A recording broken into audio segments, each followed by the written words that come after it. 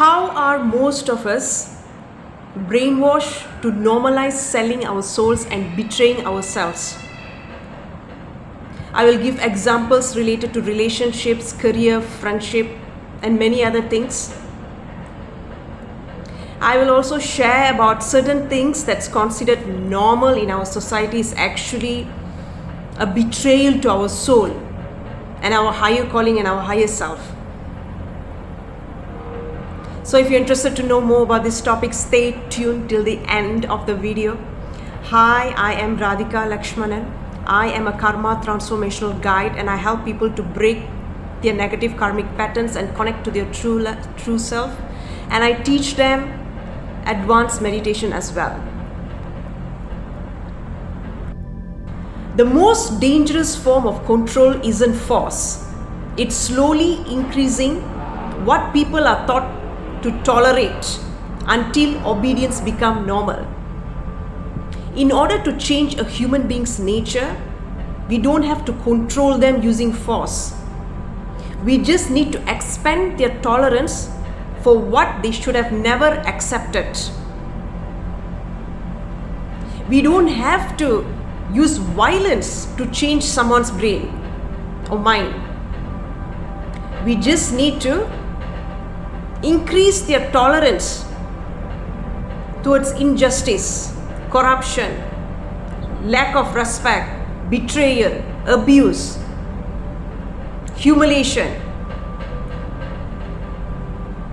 drug abuse, alcohol, addictions, and anything that goes against their core values or higher self.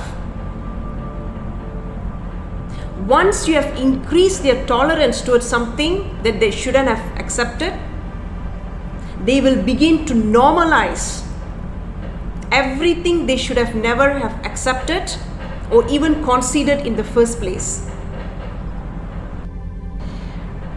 People around us, people in our environment play a crucial role in this issue. If many people around us or in our environment repeatedly do something that goes against our conscience and integrity, we will begin to tolerate it and normalize it. Eventually, we will begin to conform to it because we human beings are social creatures. We will begin to think that if everyone are doing it, if everyone else are okay with it, and if everyone else are doing it, maybe it's something that I can do as well. Maybe it's something normal. And you will begin to do it as well. This is tied to a very famous psychological experiment that's called as the Ash conformity study. Okay, ASCH, Ash conformity study, that shows that people usually go along with the group, whatever the group does, even if it goes against their judgment.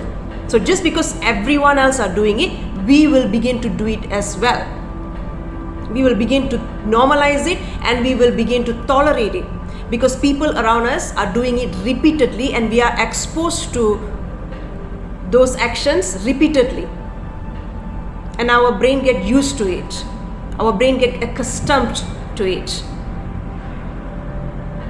There is one of the reason many manipulators who want to convince you to do something that betrays your true self usually will normalize those actions regardless how disgusting, dishonest or dangerous it is. They will begin to normalize it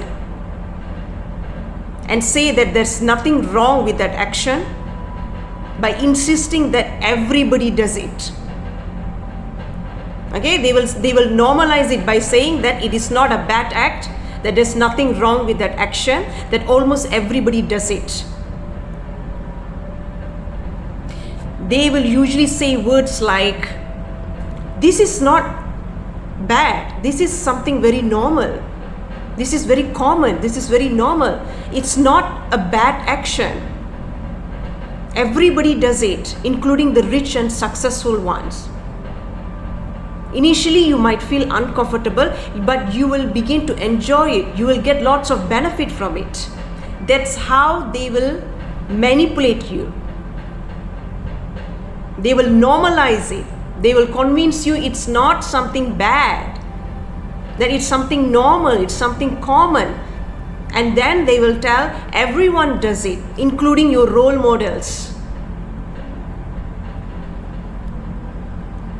Eventually, they'll end up manipulating you to do something that betrays your true self. Now, I will give you a few real life examples related to relationship, work, health, and politics. Let's start with relationship. Let's say a woman grew up in an environment surrounded by women who always tolerate their husband's betrayal and infidelity. Okay? She grew up in an environment surrounded by many women who tolerate their husband's betrayal and infidelity.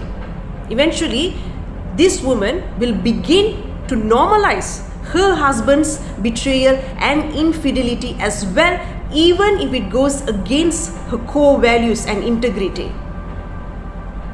That's because the women around her in her environment would have convinced her that husband's betrayal or infidelity shouldn't be taken seriously. They would have convinced her that love includes betrayal and infidelity. That betrayal and infidelity is part of love and shouldn't be taken seriously. They will even convince her to be grateful that her husband still comes back home to her and providing her and her children financial support. This particular woman would have grown up watching her mother and the woman in her family tolerating their husbands or the men's betrayal and infidelity. She would have seen it happening repeatedly in her life to the extent she began to normalize it. The same is applicable to physical abuse and emotional abuse as well.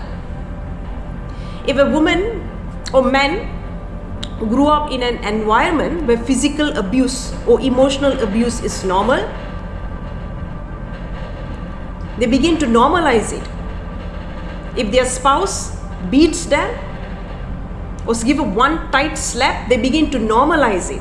They will say, oh, it's just a slap. It's just a slap. Why are you making a big deal out of it?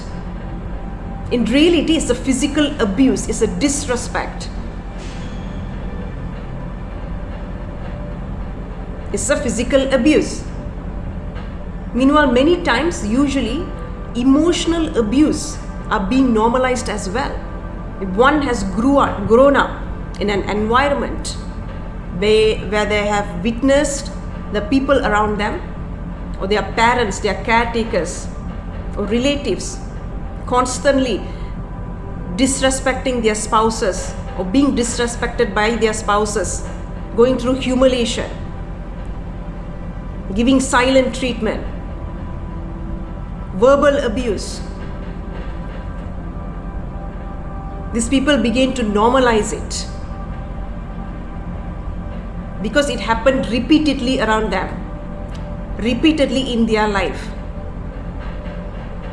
When a brain is exposed to a terrible event repeatedly, we will stop reacting to it. We will stop reacting to it strongly. It will become a habit, and that habit will replace our anger or our strong emotions. Initially, we might react out of anger, sadness, disappointment. When we are exposed to it repeatedly, our anger will be replaced with a habit. We'll begin to normalize it, and we will end up tolerating it. We will think there's nothing wrong with it. This mental coping mechanism makes us tolerate and accept injustices that happen to us without feeling anger, without feeling being betrayed, guilt or shame. Over time, we begin to justify those injustices that happen to us and in our life, or to any injustices that happen to others around us. We begin to justify it. We begin to tolerate it. Now let me share with you another example related to workplace and friendships and health and politics in a while. Let's take work as an example. I'll give you an extreme example, and this is real life example, okay? I'm not going to mention which workplace, which industry. Let's say in this particular workplace or industry, they have a culture where the women have to sleep with the bosses for job opportunities and promotions, and the men have to consume drugs or alcohol together with the superiors in order to be liked by them. Okay, this is the culture. So the most influential one of the most influential ones or manipulative ones in that particular industry or workplace will begin to manipulate the newbies who enter that industry or workplace, that sleeping around with bosses or consuming drugs or alcohol there is something very normal and common. He will convince them that it's normal and common repeatedly. Repeatedly, he will tell them that. He will also manipulate them by convincing them, by giving examples of many successful ones, those who have succeeded by sleeping around with bosses or by consuming drugs and alcohol together with the superiors. So as a newbie, if you don't follow that particular culture, they will make you feel like the odd one there. They will make you look like the black sheep. You'll be the black sheep in that particular workplace or industry. You might even be black marked. So eventually, those newbies will conform to that particular culture because it is socially accepted and considered normal in that particular workplace or industry. They begin to think that if those successful people have done it, then nothing is wrong if I do it as well. Initially, they might have felt disgusted by hearing it, but slowly they have been brainwashed to believe that it is something normal. And by giving examples of their role models in that particular workplace, giving example that their role models have done the same, have done those disgusting acts to be successful. So their brain stop reacting to it strongly and begin to tolerate it, begin to normalize it. Now let's take friendship as an example. Let's say someone wants to be part of a rich and cool group of friend circle. In that particular friend circle, they will begin to manipulate and convince you that consuming drugs and alcohol is something very normal and cool. Something normal and cool. So if you don't consume those drugs or alcohol, you will be labeled as a geek, a weirdo, a nerd, or seen as somebody that doesn't fit in with that group. Okay? So consuming drugs and alcohol in that particular group will be normalized. It's something very common and normal. They will repeatedly convince you there is something common and normal. Hence, they don't feel guilt or remorse for consuming those drugs or alcohol. even if those drugs are considered illegal in their country. In fact, instead,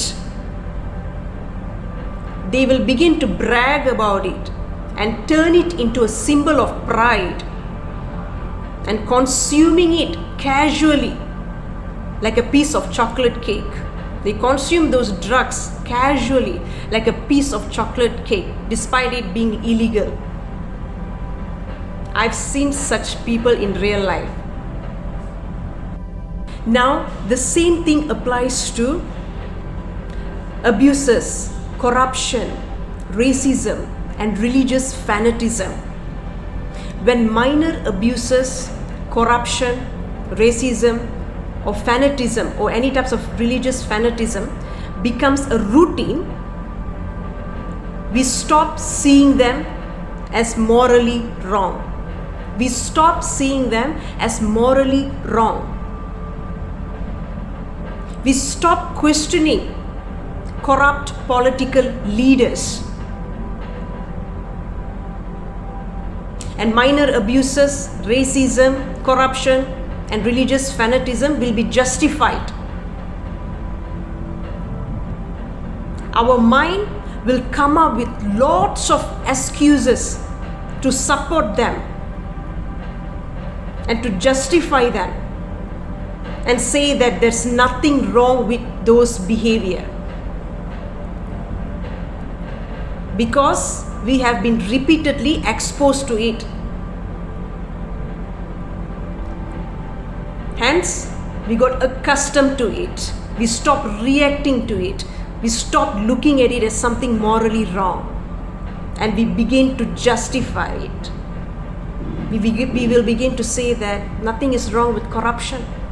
Every leaders are corrupted. So what? We begin to justify minor abuses. So what if he slaps you? So what if your wife slaps you or if your husband slaps you? We begin to justify racism and religious fanaticism.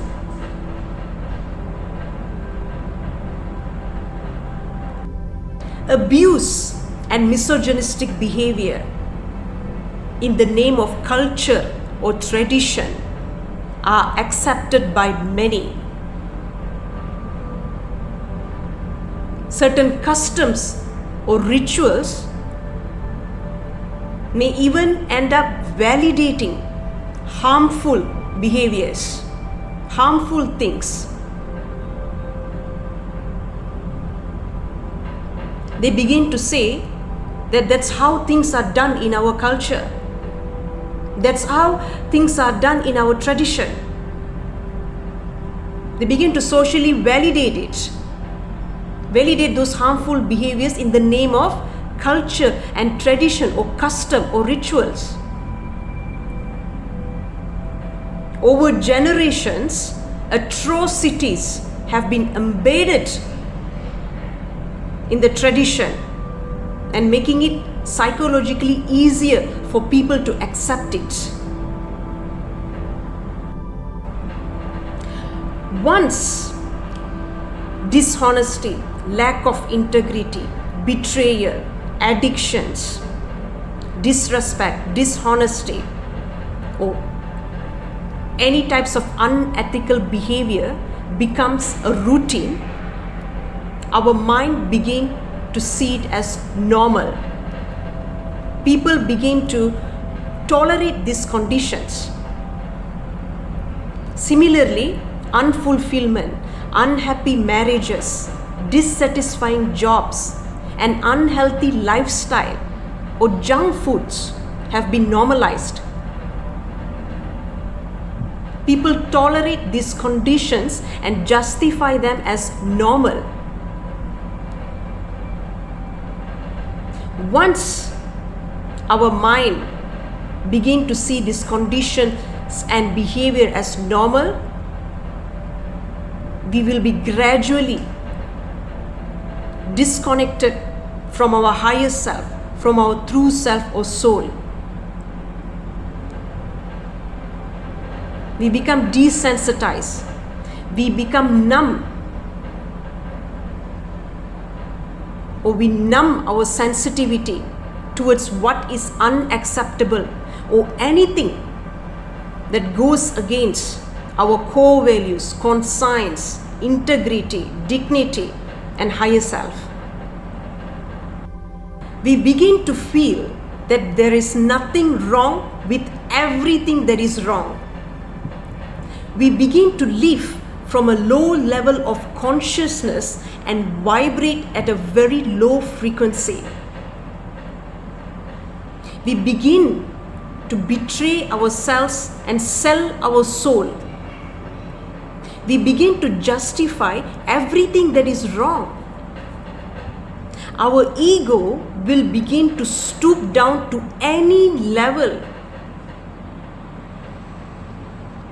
to justify everything is wrong and come up with many smart excuses, many so-called smart excuses to justify even the most inhuman or disgusting acts, simply because they have been normalized and are done by the majority.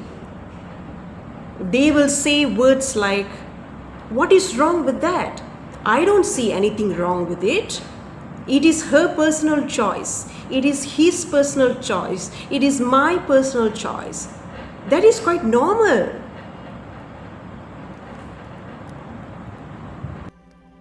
Our ability to think independently and connect with our higher self or true self will be diminished.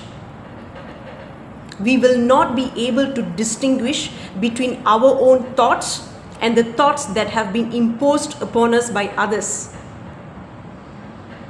For such people who are betraying themselves, spirituality for them becomes merely performative, an ego boost, and just a business transaction that meant to fulfill their personal desires rather than a path towards divine alignment, inner work, self-reflection, self-awareness, and enlightenment. Okay, so if people who are betraying themselves consider themselves as spiritual, that spirituality is just performative.